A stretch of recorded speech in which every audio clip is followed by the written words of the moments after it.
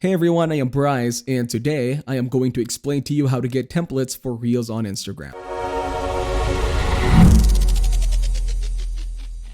First, you need to open up your Instagram application on your phone.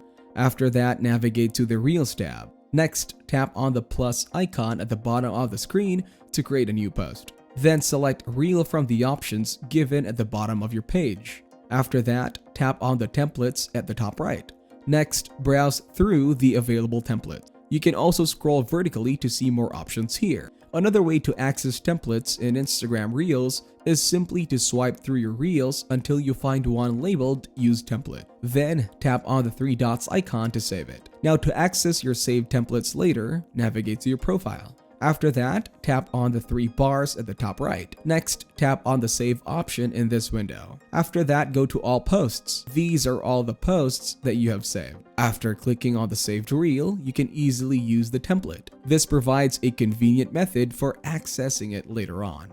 On that note, that will be it for this video. I hope you guys got some value. Thank you for watching and see you in the next one.